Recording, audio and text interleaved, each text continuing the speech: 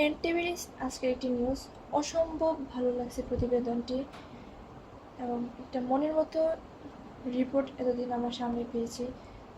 যে কথাগুলো আজ থেকে অনেক বছর আগে মোহাম্মদ আদনান তোহা এই কথাগুলো ইকোনমিক যে সিস্টেম এবং যেভাবে প্রতিনিয়ত আমাদেরকে পিছনে ফেলে দেওয়া হচ্ছে, প্রতিনিয়ত হেরে যাচ্ছে অন্যান্য দেশগুলোর কাছে, যেভাবে সব দিক থেকে একটা সিস্টেমেটিকভাবে আমাদেরকে পিছিয়ে ফেলা হচ্ছে, সেই কথাগুলো আরও অনেক আগে আদনান তোহা বলছিল। কিন্তু সবাই বিভিন্ন যার যার সুবিধার্থের কারণে, রাজনৈতিক বিভিন্ন সিস্টেমেটিকের কারণে আদনান তোহার সেই কথাগুলোকে অনেকে পাত্তা দেয়নি। আজকে যে তারই ধারাবাহিকতায় একটি প্রতিবেদন করলো এনটিভি। চলুন আজকে শুনে নিই সেই নিউজটি। কোনো যুদ্ধ বিমানের শব্দ শোনা যাবে বলে প্রস্তুতি নিচ্ছে শহর, কিন্তু না, আকাশে কোনো যুদ্ধ বিমান নেই, নেই কোনো মিসাইল, নেই কোনো প্রতিরোধ ব্যবস্থাও। একটুখানি চোখ বন্ধ করলে বোঝা যায় এটা যুদ্ধের প্রস্তুতির শহর নয়, বরং যুদ্ধ এলে আত্মসমর্পণের জন্য তৈরি একটি জাতির শহর। কথাটি একদম সত্য। এখন দেখা যাচ্ছে যে বিভিন্ন দেশে দেশে যুদ্ধ চলছে এবং তারা পাল্টা আক্রমণ করছে তাদের বিভিন্ন অস্ত্রের মাধ্যমে। কিন্তু আমাদের দেশে যদি কোনো দেশ আক্রমণ করে, তাহলে কি তার বিরুদ্ধে সে প্রতিরক্ষা করার মতো কোনো ক্ষেপণাস্ত্র আমাদের আছে? নেই। শুধু পরাজয় স্বীকার করে নিতে হবে, সাদরে গ্রহণ করতে হবে, তাছাড়া বিকল্প কোনো রাস্তা নেই। 2025 সাল, স্বাধীনতার 55 বছর পার করেছে বাংলাদেশ, অথচ এখনো এই দেশের মাটি থেকে ছুটে ওঠেনি একটি নিজস্ব ক্ষেপণাস্ত্র। দেশ এগিয়ে যাচ্ছে এই স্লোগানের ধ্বনিতে চারপাশ মুখর, কিন্তু গন্তব্যটা কোথায় কেউ জানে না। এই না জানা গন্তব্য, এই বোবা গর্ব, এটাই আমাদের জাতিগত স্থবিরতার প্রতীক হয়ে দাঁড়িয়েছে। ঢাকা বিশ্ববিদ্যালয়, রাজশাহী, চট্টগ্রাম, খুলনা, বাংলাদেশের বিশ্ববিদ্যালয়গুলো আজও আলোকিত। ক্যাম্পাসে ছাত্ররা হাঁটে, ক্লাসে শিক্ষকেরা পাঠ দেন, কিন্তু সেই পাঠের পরিধি সীমাবদ্ধ। ছেলেমেয়েরা এখন দিনরাত পরিশ্রম করে যুদ্ধ করে একটি বিশ্ববিদ্যালয়ে চান্স পাওয়ার জন্য। অনেকে সেখানে তাদের বিভিন্ন পারিপার্শ্বিক চাপের কারণে, বিভিন্ন লজ্জার কারণে দেখা গেছে যে বিভিন্ন বিশ্ববিদ্যালয়ে চান্স না পাওয়ার কারণে অনেকে তাদের মধ্যে সুসাইড করে। তারা ধরে নেয় যে তাদের একটি বিশ্ববিদ্যালয়ে চান্স পাওয়া মানে এটাই তার জীবনের সব কিছু।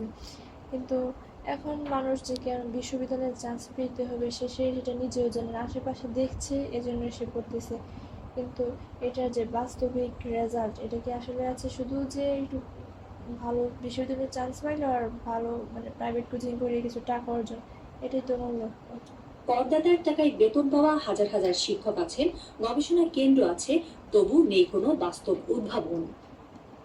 আমাদের প্র্যাকটিক্যাল অনেক কিছু আছে, কিন্তু আমরা সেটাকে কাজে লাগাই না, আমাদের উদাসীনতার কারণে, কারণ নিজেরাই নিজেদেরকে ধ্বংস করতেছি।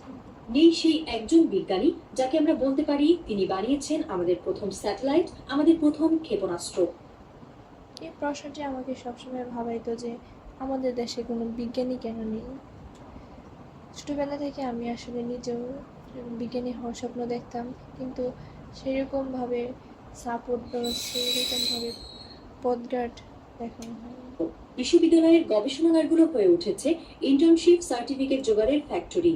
এখানে উদ্ভাবন নয়, বেশি গুরুত্বপূর্ণ লাইন ঠিক আছে কিনা, এপি এর রেফারেন্স ফরম্যাট ঠিক আছে কিনা, এইসব নিরর্থকতায় ডুবে থাকা আমাদের বুদ্ধিবৃত্তিক সম্ভাবনা।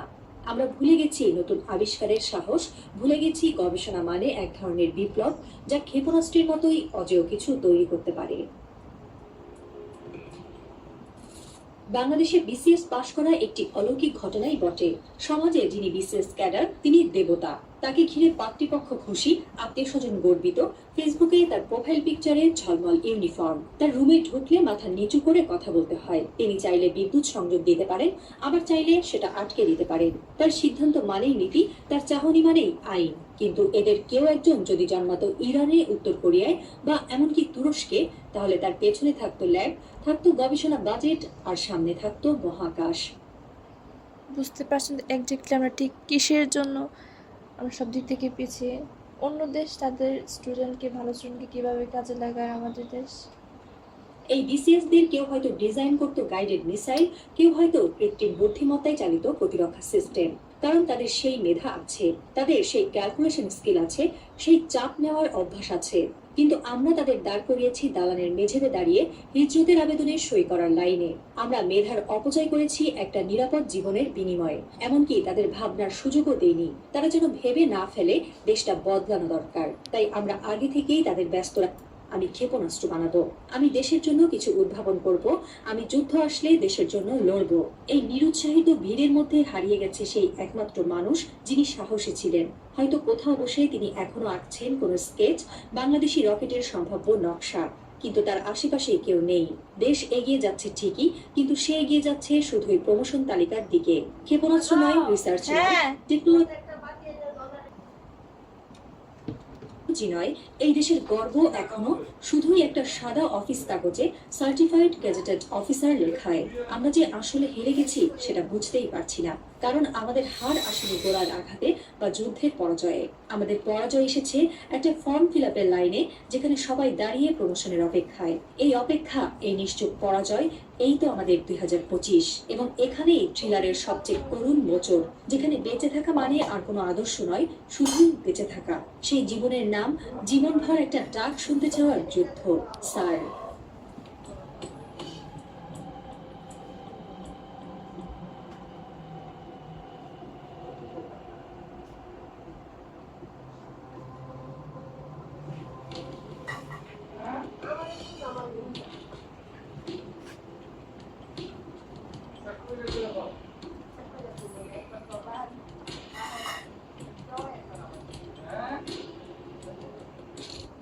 என் நெஞ்சில் குடியிருக்கும்